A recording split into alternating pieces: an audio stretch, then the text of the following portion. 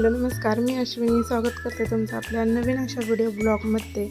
तर आज ना आम्हाला जायचं होतं तुकाराम महाराजांच्या पालखीचं दर्शन घेण्यासाठी.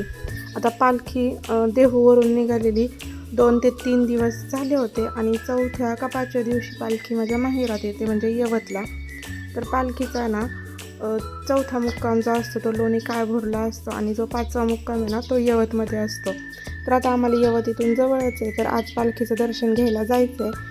आता बघा, आज साईची शाळा होती त्याच्यामुळे मग त्याचं पण आवरायचं चालू होतं. सोबतच त्याने ना कृष्णासाठी पण म्हणजे कृष्णाला पण ब्रश करायला दिला होता. त्यानंतर मी लगेच चुलीवरच चपात्या करून घेतल्या.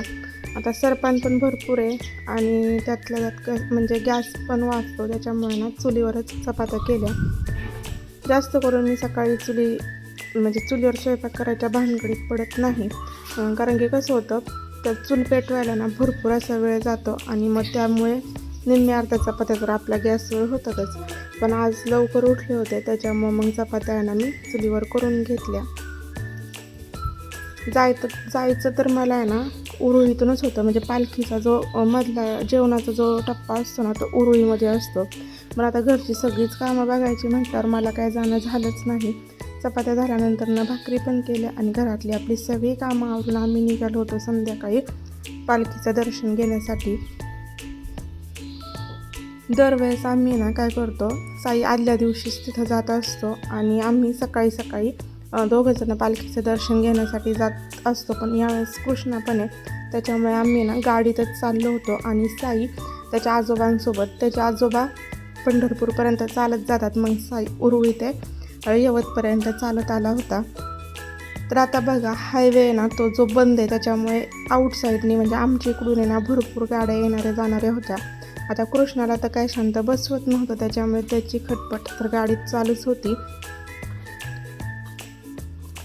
आणि पालखी यायला तर आहे ना 9:30-10 होतातच, पण ज्या दिंड्या असतात ना काही त्या अगदी म्हणजे लवकरच येतात त्यांच्या निश्चित ठिकाणी.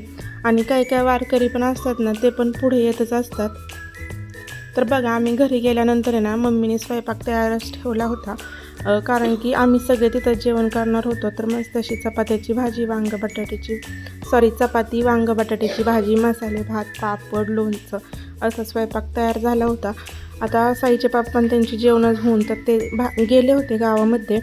आता पालखी यायच्या वेळेस ना भरपूर असे फटाके वाजवले, त्यावेळेस आम्हाला कळलं की पालखी आलेली आहे. मग आम्ही पण जेवण वगैरे करून पालखीच्या दर्शनासाठी निघालो.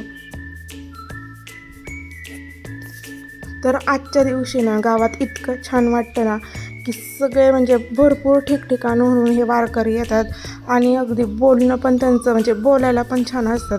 आता आम्हाला गावात जायचं होतं, तिथं काय गाडी जाणं शक्य नव्हतं त्याच्यामुळे आम्ही ना चालतच गेलो. पण तिथं पण इतकं ट्रॅफिक लागलं ना, कारण की कसं आता लांबून येणारे लोक आहेत ना गाडी डायरेक्ट गावात नेतात आणि त्यातल्या त्यात म्हणजे दिंडीच्या ज्या गाड्या होत्या ना त्याच्यामुळे भरपूर असं ट्रॅफिक लागलं. आणि देहू ते पंढरपूरपर्यंत एक लेडीज आहेत बघा, त्या रांगोळी काढत असतात. आता मला लवकर येणं झालं नाही, पण ही जी रांगोळी आहे ना पालखी यायच्या आधी ती काढली होती आणि मग पालखी आल्यावर कशी पायदळी ती तोडून गेली. आता मंदिरात म्हणजे पालखीच्या दिवशी हा गंध सगळेच लावतात, असं एक पण राहत नाही की त्याने हा गंध लावला नाही. तर आम्ही पण छान असा विठुरायाचा गंध लावला होता. रोज ना कृष्णा घरी जेवण केलं की झोपून जातो, पण आज 9:45-10 वाजले होते तरी तो काही झोपला नाही. तो मस्त असा त्याला प्रत्येक म्हणजे ज्या रस्त्याने आम्ही चाललो होतो ना त्या रस्त्याने टाळ मृदुंगाचा आवाज येतच होता, तर तो पण छान अशा टाळ्या पण वाजत होता. तर आता बघा, गावात मंदिराच्या ठिकाणी इतकी गर्दी होती ना की 3 लाईनी होत्या. आणि कसं आहे, जे गावातले माणसं आहेत ना ते रात्री 12-12:30 वाजता दर्शनाला जातात आणि त्यावेळेस त्यांचं छान असं दर्शन होतं. पण लांबून येणारे कसे आहेत ना वाड्यावस्त्यांवरून लोक ज्यावेळेस पालखी यायचा टाईम असतो ना त्यावेळेस येतात, त्याच्यामुळे भरपूर अशी गर्दी होती. आणि त्यातल्या त्यात म्हणजे पोलिसांचा पण बंदोबस्त तितकाच होता. तर बघा, तुम्ही पाहू शकता मागं भरपूर अशी गर्दी होती आणि त्यामध्ये ना लेडीजची लाईन वेगळी, जेंट्सची लाईन वेगळी असं होतं, त्याच्यामुळे ना दर्शन पण पटपट झालं. आता हे जे मंदिर आहे ना ते काळभैरवनाथाचं आहे. तिथंच पालखी थांबली जाते आणि पालखी जे स्थळ आहे ना पालखीचं स्थळ ते थोडंसं लांब आहे, त्याच्यामुळे मंदिरातच पालखी ठेवतात. दरवर्षी पालखी इथंच असते. तर बघा छान असं दर्शन पण घेतलं आणि त्यानंतरनं बाहेर आलो. बाहेर आल्यानंतरनं रथाचं दर्शन घेतलं, तर मस्त असे फोटो पण काढले आणि त्यानंतरनं घरी यायला निघालो. आता सगळीकडून ना म्हणजे पुण्यातून सगळं गोडच जेवण असतं, पण यवतमध्ये आल्यावर ना पिठलं भाकरीचं जेवण असतं. प्रत्येक घराघरातून ना भाकरी ह्या करून देतात आणि मग जे म्हणजे गावातले लोक आहेत ना ते मंदिरामध्ये बेसन बनवत असतात, तर त्याचा प्रसाद पण दिला जातो.